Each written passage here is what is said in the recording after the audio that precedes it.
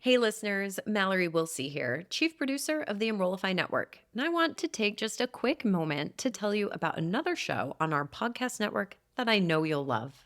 In Your Element, hosted by Brendan Henkel and Daniela Norden, is a podcast bridging the gap between leadership and real talk in the dynamic world of higher ed. Every episode is a deep dive into the practical side of working in higher ed, featuring real-world tips, best practices, and use cases from Element 451 users. Join our hosts as they bring on savvy IT leaders, visionary college presidents, and leading voices in the field to share their experiences and insights. From the challenges to the triumphs of higher ed, In Your Element is your source for candid discussions, innovative strategies, and the impactful use of technology, especially AI, in personalizing the student journey. You can subscribe to the show by visiting podcast.enrollify.org or by searching for In Your Element wherever you get your podcasts. So that 8% increase, I think, is something we're going to continue to see on the rise. I don't think that one is an anomaly. Your thoughts? Yeah. Oh, no, not at all. I think that that's a big strategic opportunity for a lot of folks, as we mentioned, kind of from the marketing and communication perspective, from the differentiation perspective. If you can articulate that and you can make that clear to your students, I think that you've got a big upper hand. Welcome to the EduData Podcast, a podcast that serves as your weekly guide to the data driving higher education. We are your hosts. I'm Jamie Boggs. And I'm Timothy Davis. Join us every Friday for weekly breakdowns of the most important data, trends, and topics in higher education. The EduData Podcast is a part of the Enrollify Network, a robust collection of podcasts designed to help higher education professionals like you grow. Explore our other shows at enrollify.org or check out some of my personal favorites linked in the show notes below. Enrollify is made possible by Element 451, the leading AI-powered, all-in-one student engagement platform, helping institutions create meaningful, personalized, and engaging interactions with students. Learn more at element451.com. Hello and welcome to another episode of the EduData Podcast. I'm Timothy Davis, joined by Jamie Boggs. Hey, Jamie. Hey, Timothy, how are you? Doing well. Enjoying this Friday, ready for some weekend. Absolutely. And with every Friday here on the EduData Podcast comes a new data point that we shall elaborate on. And this week, we're going to be talking about transferring. The Transfer and Progress Report from the National Student Clearinghouse Research Center came out this week, and it has some really interesting data points that we want to cover and some highlights. And there are a couple of different directions I think that we can take this discussion. But first, let me just read you one of the headline highlights from this dashboard is that transfer enrollment increased along all pathways, whether that's upward or lateral transfers, by 7%, 7.7% across 39,000 students that were in this report from the clearinghouse. So that's really positive. That, combined with some of the other topics that we've covered on this podcast, like the increase in applications from the Common App, is a positive indicator, I think, of the volume and of the market for higher education. Your thoughts on that? Yeah, absolutely. I think a lot of the students that we would have seen dropping out have instead been choosing to take another opportunity, or those that were in theory ready to finish out their associate's degree or their bachelor's degree have decided to keep going and transfer upward. So people taking advantage of more opportunities is a good thing. And one of the takeaways from the clearinghouse was that the overall 6-year completion rate for college students starting at the 2-year level is increasing. It's at a slow pace, but it is a positive sign. So I completely agree with that. I think so to mention Common App again, Common App saw a surge of applications across this last academic year. Transfers are up. It's all a good indicator. Yeah, we talked about that, the Common App specifically a few weeks ago, and I think we followed that up with talking about the enrollment cliff. So as we continue to approach the dates of the population declining, and increase in applications and increase in transfers is only positive for our our country and the people going to school, but also for schools that are still trying to maintain a certain level of enrollment. So I think it's positive across the board, but I also think it's important to take a look and understand what it actually means instead of just at face value saying, cool, people are transferring, let's recruit transfers. I think there's a lot deeper there to dig into.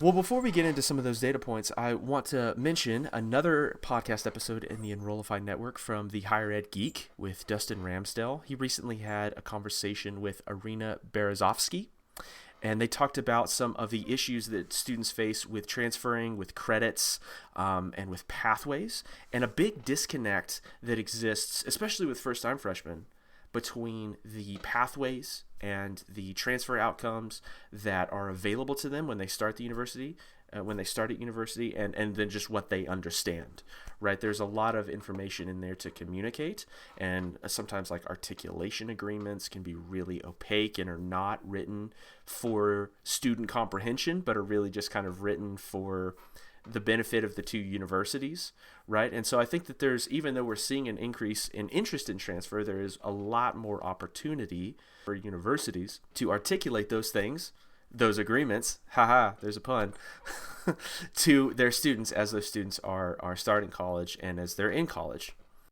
Yeah, I think, I don't know if it was actually written down anywhere, but historically, looking at how difficult it was to transfer, it's almost as if schools made it as hard as possible to try to keep you from leaving their institution. It's like, well, you can go, but these 12 classes aren't going to transfer. Those are going to transfer as 3 hours instead of 4, and you're going to have to redeclare a major, and you have to pay an extra fee for these transcripts. Like, I feel like the barriers were so thick for so long that there was this stigma about transferring or about how difficult it would be that we're still fighting uphill against.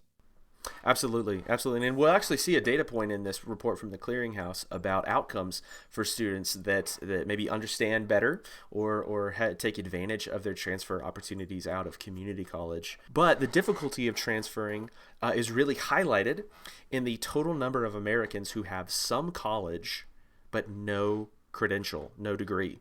And that's sitting as of like 2021 at like 40 million people have had to drop out of college for whatever reason and have not been able to return, or have perhaps seen a lot of difficulty in returning because of the way that transfers are structured. And while certainly it's maybe a competitive advantage to not communicate that and not communicate, especially if you're a 4-year degree, you're trying to keep students for 4 years, it's also not very collaborative and not perhaps in the best interest of the student to prevent them from doing that, or to make it more difficult.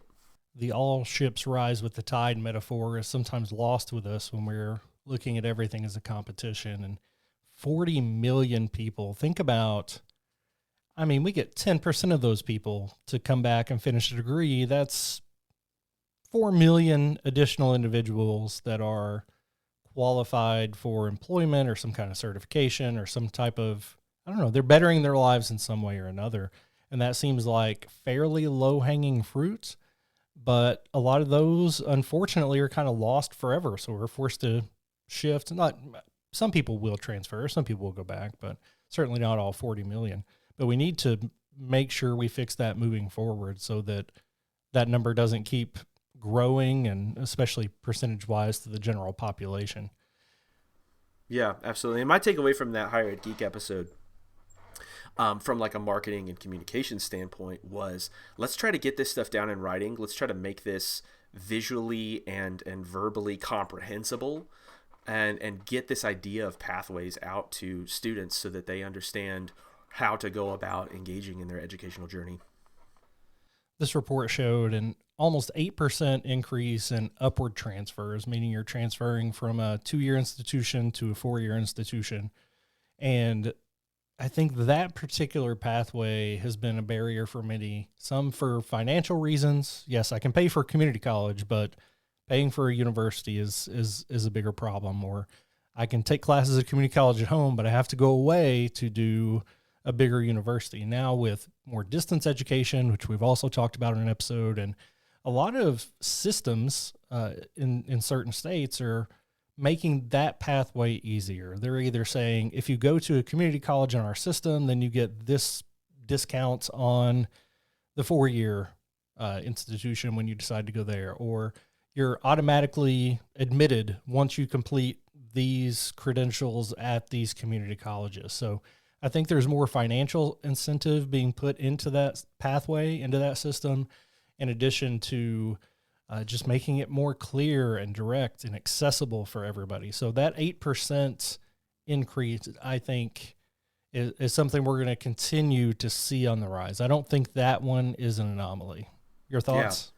Oh, no, not at all. I think that that's a big strategic opportunity for a lot of folks, as we mentioned, kind of from the marketing and communication perspective, from the differentiation perspective. If you can articulate that and you can make that clear to your students, I think that you've got a big upper hand as students become really much more conscious of their educational journey. You know, in other episodes around the Enrollify network, including on this podcast, we've talked about kind of the end of the lazy river era, where we were trying to attract based on amenities, right? Trying to differentiate based on amenities. Now we're differentiating based on the way that we leverage technology to deliver academic programming, to deliver communication, and to just overall enhance the student journey and experience throughout their entire life cycle with the university. So this is, I think, hand in hand, the strategic initiative to pursue that, and then the opportunity right here. Hey there, it's Jamie and Timothy from the EduData Podcast, and we want to personally invite you to the Engage Summit this summer in Raleigh, North Carolina. The theme of the conference is AI Got You. We're not just talking theories. This conference is your guide to understanding and applying AI at your institution. By the end, you won't just get AI, you'll be ready to lead your campus through an AI transformation. It's for everyone who wants to use AI to level up everything you're doing. Whether your focus is to recruit or retain, the summit offers a platform to learn, network, and bring back actionable insights to enhance your student engagement strategies. I hope you'll join us and some of our favorite Enrollify creators like Jamie Hunt, Dustin Ramsdell, and Artis Cadu in Raleigh on June 25th and 26th. Use the discount code Enrollify50 and you can register for just $99. You do not want to miss this, so join us at the Engage Summit this June. Learn more and register at engage.element451.com. Can't wait to see you there. There are so many good data points in this report. We can look at different groups. A lot of it is segmented either by age, by race, what have you, but looking at the success from different groups, but also different types of transfers.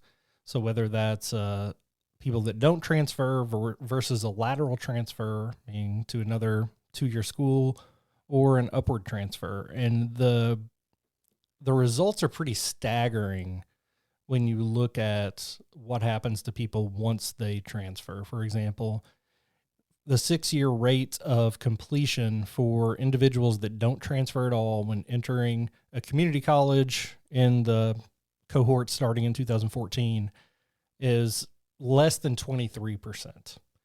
For those that are transferring laterally, it's a little better at 30%. But if you're transferring upward, then you're getting closer to a 70% mark. So you're increasing your chances of success 3 times of actually completing a program, completing a degree if you transfer upward. Now, again, we've talked some about those barriers. It's not a magic wand that I'm going to make a decision to do this instead of that, but it is an indication that, again, that's a pathway we need to continue to clear for people. Right. And the other side of that, that there's less than 23% have completed their credential, completed their degree. 70% of that 6-year cohort are no longer enrolled. They fully stopped out and are no longer pursuing their credential. When they laterally transfer, you see that drop significantly. You see a lot of folks still enrolled. I think 37.5 at year 6 were still enrolled, and down not enrolled is down to 31%. But again, having those transfer opportunities available and students that are able to execute on that are able to persist and complete a lot easier, it seems. I want to emphasize how staggering what you just said is. Right. For individuals that entered community college in the 2014, 15, and 16 cohorts, within 6 years of those that didn't transfer, 70% of them stopped out. 70%. 7 out of every 10 individuals that did not transfer didn't finish a degree and are not still enrolled. That's, to me, a staggering number that requires intervention. Yep. And at year 3, when you should be done, conceivably, with an associate's degree, it's already at 53%, right? So, and it only kind of goes up from there. Now, all this said, the Clearinghouse report does not break down this information, break down this data by many dimensions. From the demographic perspective, we have a look at race and ethnicity and at income quintile. And then from the university perspective, we have a look at like transfers up to varying degrees of selectivity, universities with varying degrees of selectivity. But we don't have many other dimensional breakdowns. And so it's difficult to see, we don't have like IPED's category in here. We don't have state versus, or public versus private, I don't believe. Or like state schools with various offerings. So I think it would be interesting to look for more data that breaks this report down in other dimensions to see who's really succeeding here in transferring and who's kind of getting the most success out of this. Right. As staggering as the overall results are, I think seeing which populations are most impacted would be most helpful, because we do know that as far as application numbers, we're seeing minority individuals and low-income individuals applying more. But what does that mean as far as the outcome goes? That's something we definitely need to look at a little more closely in the long term. Definitely, for our listeners out there, if you're seeing more data like that, or you're seeing more people talk about this on LinkedIn or universities or institutions that you follow, mention this or claim some of these data points, definitely point those out and share those with us. We'd love to continue to cover this on the podcast. Yeah, we certainly want to continue looking for data around this issue. It's going to continue to evolve as we continue to find our footing after the pandemic. So, I'm hopeful that these upward transfer numbers are here to stay, but definitely not something to bank on until we see more data. Absolutely. All right, well, that'll wrap it for this episode of the EduData Podcast. Thanks for joining us. Hope you have a great weekend here. For Jamie Boggs, I'm Timothy Davis. We'll see you in the next one. The EduData Podcast is part of the Enrollify Podcast Network. If you like this podcast, chances are you'll like the other Enrollify shows too. Our podcast network is growing by the month. We've got a plethora of marketing, enrollment, and higher ed technology shows that are jam-packed with stories, ideas, and frameworks, all designed to empower you to be a better higher ed professional. Our shows help higher ed marketers and admissions professionals find their next big idea and feature a selection of the industry's best as your hosts. Learn from Jamie Hunt, Artis Cadu, Dustin Ramsdale, Jeremy Tiers, and so many of your other favorite leaders in higher ed. Enrollify is made possible by Element 451, the leading AI-powered all-in-one student engagement platform helping institutions create meaningful, personalized, and engaging interactions with students. Learn more at element451.com.